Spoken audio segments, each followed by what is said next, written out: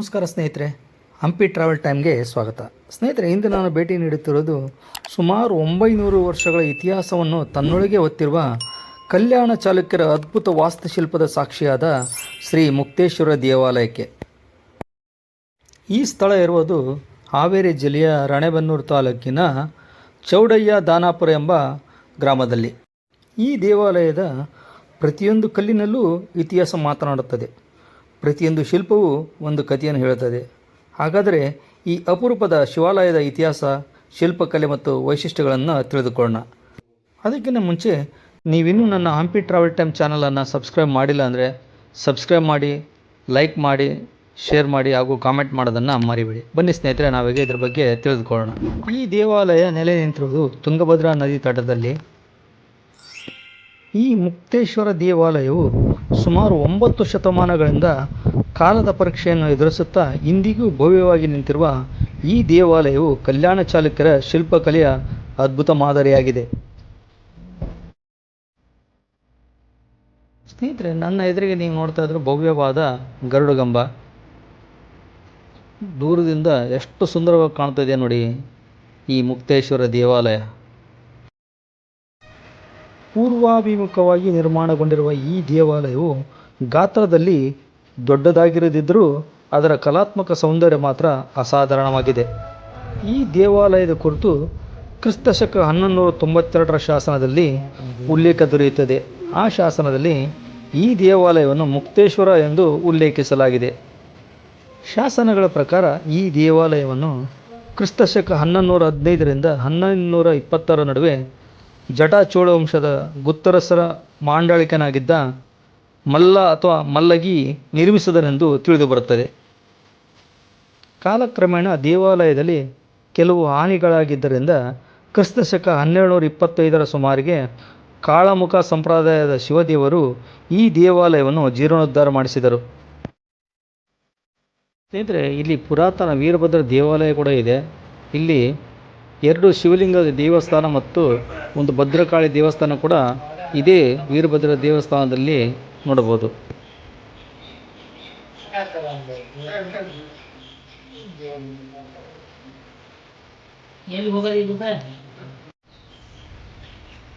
ತುಂಬ ಪ್ರಶಾಂತವಾದ ಸ್ಥಳ ಇದು.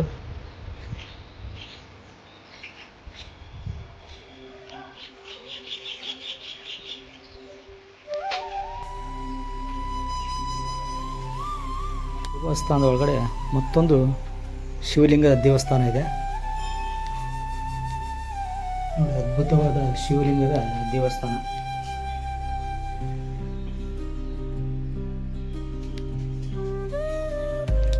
ಕಾಳಿಮೂರ್ತಿಯನ್ನು ಕೂಡ ನೋಡ್ಬೋದು. ಭದ್ರಕಾಳಿಯ ಗುಡಿ ಇದು. ನೀವೀಗ ನೋಡ್ತಾ ಇದ್ರೆ ಭದ್ರಕಾಳಿ ಅಮ್ಮನನ್ನ. ನಂತರ ಪಕ್ಕದಲ್ಲಿ ಮತ್ತೊಂದು ಶಿವಲಿಂಗದ ದೇವಸ್ಥಾನ ನೋಡ್ಬೋದು. ಬನ್ನಿ ಸ್ನೇಹಿತರೆ, ನಾವೀಗ ವೀರಭದ್ರ ದೇವರಿಗೆ ಅರ್ಚನೆಯನ್ನು ಮಾಡಿಸೋಣ.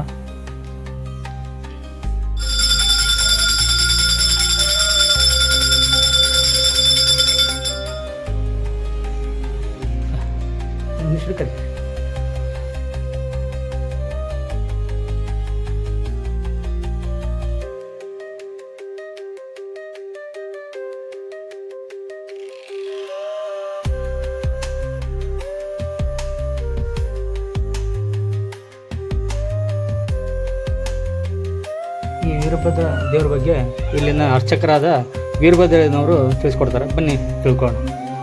ಇಲ್ಲಿಂದ ಅಪ್ಪಣೆ ಕೊಟ್ಟೆ ಅಂದ್ರೆ ಮಕ್ಕಳ ಸಂಬಂಧ, ಕಲ್ಯಾಣ ಸಂಬಂಧ, ನೌಕರಿ ಬಗ್ಗೆ ಯಾವ್ದಕ್ಕೆ ಒಂದು ಕೆಲಸ ಅಂದ್ರೂ ಎತ್ತಿರ್ತೇವೆ. ಪುತ್ರ ಸಂತಾನ ಹಾಕವು, ಆಮೇಲೆ ಕಲ್ಯಾಣ ಹಾಕವು, ಆಮೇಲೆ ನೌಕರಿ ಬಗ್ಗೆ ಕೇಳ್ತಾರೆ. ಎಲ್ಲಾರು ಬರ್ತಿರ್ತಾರೆ. ಟೂರಿಸ್ಟ್ ಜನ ಬಹಳ ಮಂದಿ ಅಪ್ಪಣೆ ಕೇಳ್ಕೊಂಡು ಹೋಗ್ತಾರೆ. ಕೆಲಸ ಆಗಿದ್ದೇವೆ ಇಲ್ಲ ಅಂತ ಅಲ್ಲ ಸರ್. ಈ ದೇವರ ಪವಾಡ ಜಾಸ್ತಿ ಜಾಸ್ತಿ ಇರುತ್ತೆ ಸರ್. ಯುಗಾದಿ ಟೈಮ್ನಲ್ಲಿ ಜಾತ್ರೆ ಇರುತ್ತೆ. ಯುಗಾದಿ ಪಾಡ್ಯ ದಿನ ಹೂವಿನ ತೇರು, ಮಾಳೆ ಮರ್ದಿನ ದೊಡ್ಡತೇರು, ಮಾಳೆ ಮರ್ದಿನ ಕೆಂಡ ಆಯ್ತಾನ. ಆಮೇಲೆ ಕಾರ್ತಿಕ್ ಮಾಸ ಅಂತಂದ್ರೆ ಜ್ಯೋತಿ ನೋಡಕ್ ಬರ್ತಾರೆ ಭಕ್ತಾದಿಗಳು. ಲಕ್ಷಾಂತರ ಜನ ಕೂಡ್ತೈತಿ ಜಾತ್ರೆ. ಆಟೋ ಯುಗಾದಿ ಟೈಮ್ ಯುಗಾದಿ ಪ್ರತಿದಿನ 3 ಸಲ ಪೂಜೆ ಮಾಡ್ತಾರೆ. ಮುಕ್ತಿನಾಥನಿಗೆ ಅದಕ್ಕೆ 3. ಒಟ್ಟು ಎಷ್ಟು ಶಿವಲಿಂಗ ಇದೆ ಈ ದೇವಸ್ಥಾನದಲ್ಲಿ? 6 6 ಶಿವಲಿಂಗ. ಈ ದೇವಸ್ಥಾನದಲ್ಲಿ 2 ಶಿವಲಿಂಗ ಇದಾವೆ. ಅಲ್ಲಿ ಮುಕ್ತಿನಾಥ ಅಲ್ಲಿ ಒಂದು ಶಿವಲಿಂಗ, ಅದು ಒಂದು ಶಿವಲಿಂಗ, ಅದೊಂದು ಶಿವಲಿಂಗ, ಅದು ಈ ಬಾಗಿಲು ಹಾಕಿದ್ರೆ ಅದು ಕೂಡ ಶಿವಲಿಂಗ. ಆ ಕಡೆಗೆ ಇರೋದು ಭದ್ರಕಾಳಿ. ಇಲ್ಲಿ ನೀವು ಹಲವಾರು ಶಿವ ದೇವಸ್ಥಾನಗಳನ್ನು ನೋಡಬಹುದು. ನವರಂಗಕ್ಕೆ ಪೂರ್ವ ಹಾಗೂ ದಕ್ಷಿಣ ದಿಕ್ಕಿನಲ್ಲಿ ಪ್ರವೇಶ ದ್ವಾರಗಳಿವೆ. ದಕ್ಷಿಣ ಭಾಗದಲ್ಲಿ ತೆರೆದ ಮಂಟಪವಿದ್ದು ಕಲ್ಲಿನ ಆಸನಗಳು ಇಂದಿಗೂ ಕಾಣಸಿಗುತ್ತವೆ. ದೇವಸ್ಥಾನ 2 ಬದಿಯಲ್ಲೂ ಕಲ್ಲಿನ ಕಟ್ಟೆಗಳನ್ನು ನೋಡಬಹುದು. ಮುಕ್ತೇಶ್ವರ ದೇವಾಲಯದ ಹೊರಭಾಗವೇ ಶಿಲ್ಪಕಲೆಯ ಪ್ರದರ್ಶನವಿದ್ದಂತಿದೆ. ಈ ಭಾಗದಲ್ಲಿ ಸಾಲಾಗಿ ಕೆತ್ತಿರುವ ಕೆತ್ತನೆಗಳನ್ನು ಗಮನಿಸಿ, ಎಷ್ಟೊಂದು ಅದ್ಭುತ.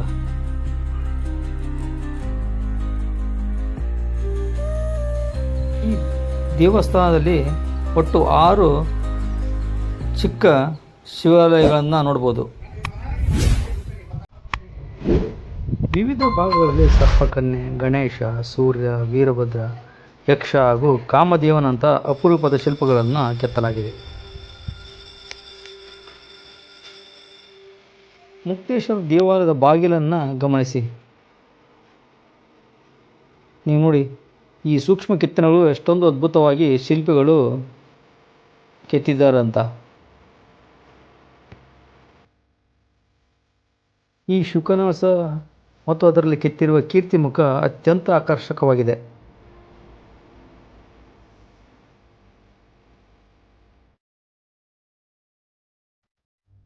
ನಾವೀಗ ದಕ್ಷಿಣ ದ್ವಾರದ ಮೂಲಕ ಒಳಗಡೆ ಹೋಗೋಣ. ನೋಡಿ ಎಷ್ಟೊಂದು ಅದ್ಭುತವಾಗಿದೆ ಈ ದ್ವಾರ.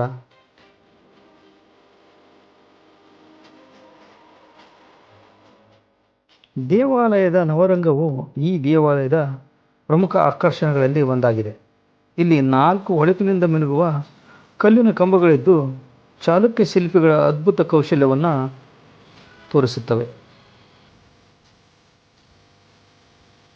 ಮುಕ್ತೇಶ್ವರನ ಎದುರಿಗಿರ್ತಕ್ಕಂಥ ಬಸವಣ್ಣನನ್ನು ನೀವೀಗ ನೋಡ್ತಾ ಇದ್ದೀರಿ. ಪಾರ್ವತಿ ದೇವಿಯನ್ನು ಕೂಡ ನೀವು ನೋಡ್ತಾ ಇದ್ದೀರಿ. ಸೂರ್ಯದೇವ, ಸಪ್ತಮಾತೃಕೆಯರು, ಗಣಪತಿ ಮೇಲ್ಛಾವಣಿ ಆಗಿದೆ ಅಂತ ನೋಡ್ಬೋದು. ಇದು ದೇವಾಲಯದ ಗರ್ಭಗುಡಿ.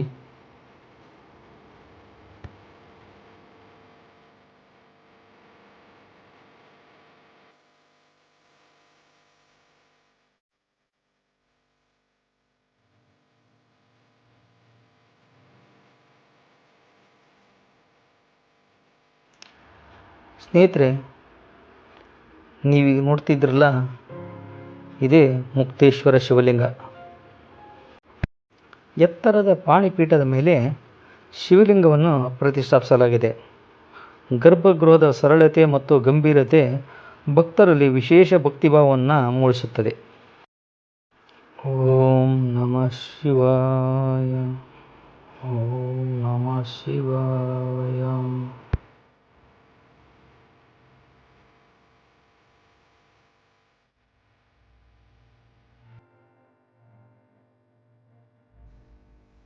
ಇದು ಈ ದೇವಾಲಯದ ನವರಂಗ.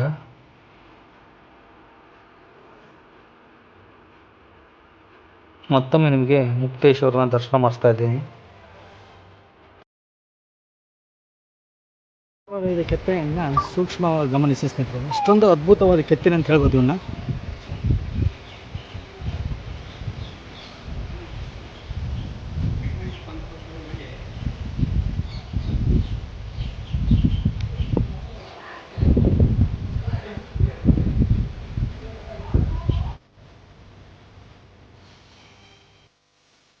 ದೇವಾಲಯದ ಆವರಣದೊಳಗಿರುವ ಚಿಕ್ಕ ಚಿಕ್ಕ ಶಿವಾಲಯಗಳನ್ನು ಕೂಡ ನೀವು ಗಮನಿಸಬಹುದು. ಅಂಥದ್ದು ಒಂದು ಚಿಕ್ಕ ಶಿವಾಲಯವನ್ನು ನಾನೀಗ ತೋರಿಸ್ತಾ ಇದ್ದೀನಿ.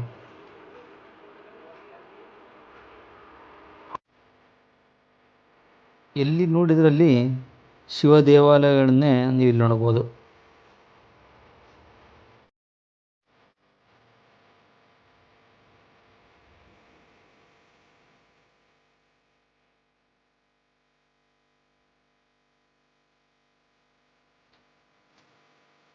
ಇತಿಹಾಸ, ಭಕ್ತಿ, ವಾಸ್ತುಶಿಲ್ಪ ಮತ್ತು ಅದ್ಭುತ ಶಿಲ್ಪಕಲೆ ಈ ನಾಲ್ಕರ ಅಪರೂಪ ಸಂಗಮವೇ ಶ್ರೀ ಮುಕ್ತೇಶ್ವರ ದೇವಾಲಯ.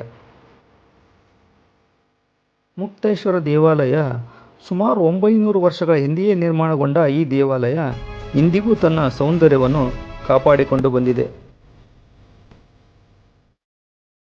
ನೀವು ಇತಿಹಾಸ, ಪುರಾತತ್ವ ಮತ್ತು ಪ್ರಾಚೀನ ದೇವಾಲಯಗಳನ್ನು ಇಷ್ಟಪಡುವವರಾಗಿದ್ದರೆ ಈ ದೇವಾಲಯವನ್ನು ಒಮ್ಮೆ ಭೇಟಿ ನೀಡಲೇಬೇಕು. ಸ್ನೇಹಿತರೆ, ಇದಾಗಿತ್ತು ಇಂದಿನ ವಿಶೇಷ ವಿಡಿಯೋ ಮುಕ್ತೇಶ್ವರ ದೇವಾಲಯ. ನನ್ನ ಈ ಮಾಹಿತಿ ನಿಮಗೆ ಇಷ್ಟವಾಗಿದ್ದರೆ ನನ್ನ ಹಂಪಿ ಟ್ರಾವೆಲ್ ಟೈಮ್ ಚಾನಲನ್ನು ಸಬ್ಸ್ಕ್ರೈಬ್ ಮಾಡಿ, ಲೈಕ್ ಮಾಡಿ, ಶೇರ್ ಮಾಡಿ ಹಾಗೂ ಕಾಮೆಂಟ್ ಮಾಡೋದನ್ನು ಮರಿಬೇಡಿ. ಮತ್ತೆ ಸಿಗೋಣ ಮುಂದಿನ ವಿಡಿಯೋದಲ್ಲಿ. ನಮಸ್ಕಾರ.